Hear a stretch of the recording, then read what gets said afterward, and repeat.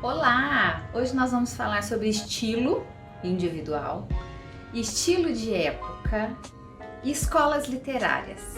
Quando nós pensamos em literatura, a primeira coisa que vem à nossa mente é como acontece, como se dá o contexto de produção de cada obra literária.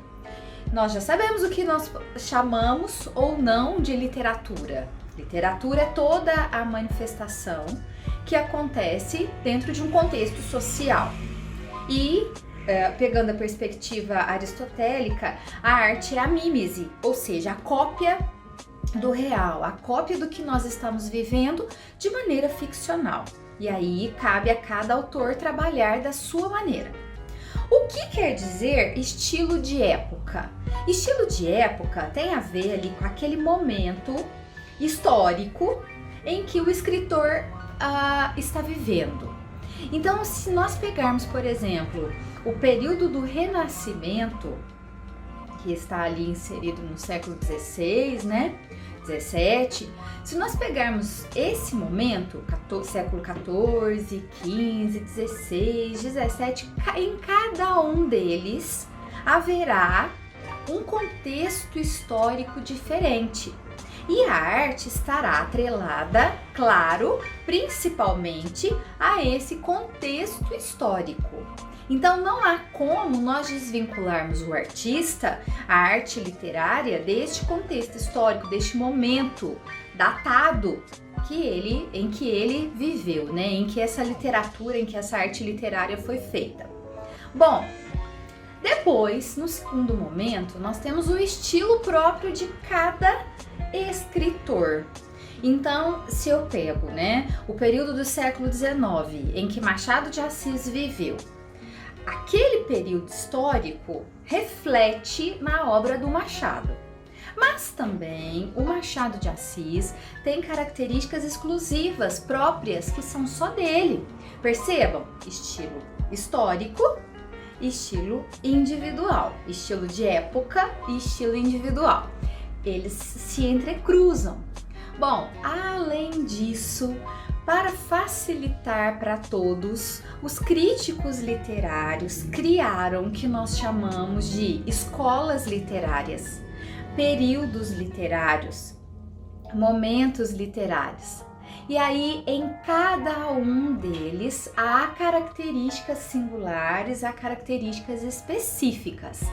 Desde o trovadorismo, que é lá na Idade Média, em Portugal, perpassando pelo humanismo, que não é uma escola literária, né, um período de transição. Depois, classicismo, barroco, arcadismo, romantismo, realismo, naturalismo, parnasianismo, simbolismo, pré-modernismo, que também não é uma escola literária, e sim um período de transição. E por fim, o modernismo com as suas 3 gerações bem delimitadas. Hoje em dia, nós vivemos a pós-modernidade, né? A pós-modernidade, ela acontece mais ou menos a partir de 1945, 1950. Então, tudo que é produzido hoje está inserido na pós-modernidade.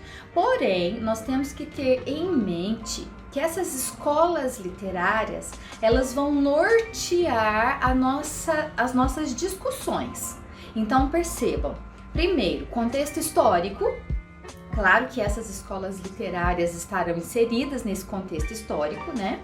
Contexto histórico, estilo individual e também o estilo das escolas literárias. Então, eu havia dado como exemplo Machado de Assis. Se nós pegarmos então Machado de Assis, ele vai escrever na segunda metade do século XIX.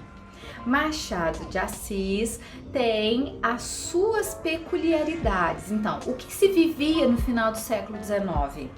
Quais são as características próprias do Machado de Assis? E no final do século XIX, qual era a escola literária que ocupava um espaço importante e singular aqui no Brasil? Realismo. Realismo, naturalismo. Mas Machado de Assis era um escritor realista. Percebam? Então, na obra machadiana, eu tenho o momento histórico, eu tenho a característica individual do Machado de Assis e tenho também a característica da escola literária, que é o realismo. Bom, vamos pegar um outro exemplo, tá? Vamos pegar o exemplo de Camões. Camões é um escritor português. Ele escreveu lá no século XVI, certo? Então, a obra dele tem elementos, características do contexto histórico do século XVI. Porém, a obra dele tem singularidades, algo próprio, algo individual, exclusivo do Camões. Além disso, Camões viveu num período chamado de classicismo. Então, o classicismo, que é a escola literária, tem relação com Camões. Camões tem relação com o classicismo. Percebam, nós temos que observar esses 3 itens para que nós não percamos esse nosso norte. Nós estudaremos as escolas literárias com maiores detalhes posteriormente. Um abraço, muito obrigada pela atenção.